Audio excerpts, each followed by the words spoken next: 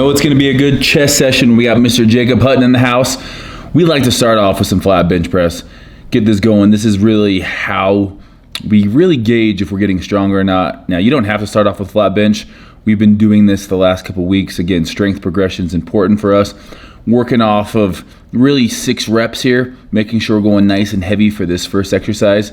You know, you need to get stronger in order to get bigger eventually. It's one of those things that a bigger muscle is eventually a stronger muscle because you're able to do more weight in that hypertrophy rep range. But you can see here, working our way up, pyramiding up in weight. I'm really trying to make sure my elbows don't flare out too much here. That's always been kind of my issue. Jake, of course, is just a massive bench presser. From there, we go straight into our decline work.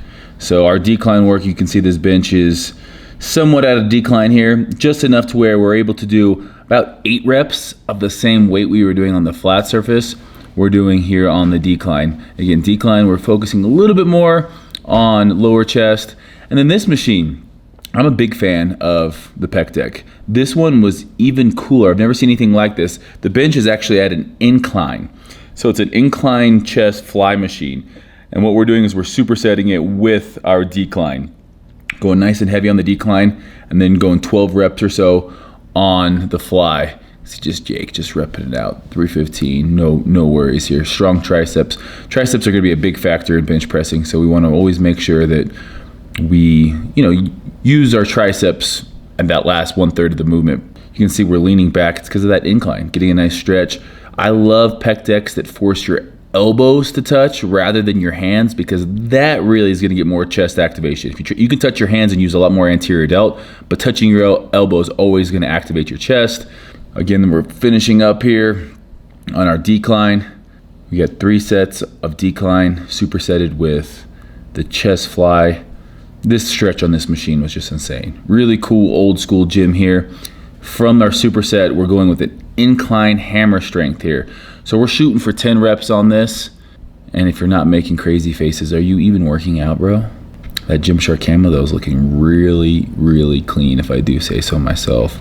Need a haircut, but good set, Steve. Let Jake have a turn. From there, we're going into our incline chest flies. Now, with this one, you can see I'm trying to keep my elbows somewhat, locked out. Not all the way locked out, but just a little bend in there. And then at the bottom, I'm rotating, getting a good stretch, and then trying to touch my elbows at the top, which really forces me into a supinated position here. Now, this move can be hard on your shoulders. As you can see, I'm only using 25 pounds in each hand. Jake's turn. Shout out to Jake for the hat. That's not a hat I could pull off, but Jake, you're looking like white man can't jump. And no one's gonna say anything to you because your barbed wire tattoo is scaring all of us.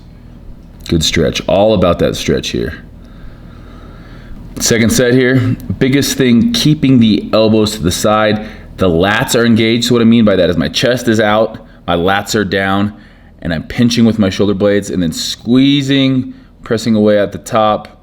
I think I had one more in you. We had one more in you, Steve. Don't shortchange yourself there. Triceps just hanging off the bone. Good stretch, rotate and come up. I really like doing my flies like this. Rotate at the bottom and then again, try to touch my pinkies together basically, which again, leaves me in a supinated position at the top. I think you guys can actually get that Gymshark camo shirt. It's been up on the site for a minute now. This was my first time wearing it. Again, this gym is about as old school as it gets. Every machine probably is older than me, but it's one of those things that they're just broken in just perfectly now. All right, last superset. We're going dips here for chest. You can see I'm not locking out at the top because again, I'm focusing on my chest here, not my tricep. So that I'm going below 90 degrees to get a good stretch, leaning forward, going all the way down, and I'm just going to failure here. So whatever you got, we're pre-exhausting and then going over to our cable fly. So going down, touching our hands, getting a nice stretch. Again, trying to keep the same elbow angle throughout the entire movement. Stretch, contract, same elbow movement. Jake does his dips a little bit differently than for my chest dips. He's getting a little bit more tricep in there as he keeps his body a little bit more upright. I try to bend over a little bit more.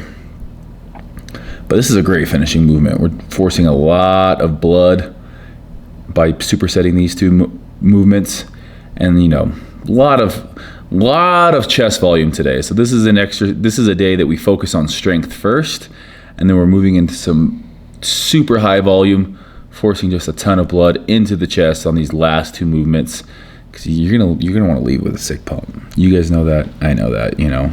It's a chest day must. So we hit the strength movements, and then we move on and make sure that we're doing some volume. And that's the biggest thing. Get better. Before you come into a workout, hone in on what it is going to be that day. If you guys want to see more of this, check out Fitness Culture's website. Also, obviously, I got tons of videos on my channel. Make sure you guys like and subscribe if you haven't. I'm gonna go get a little shake.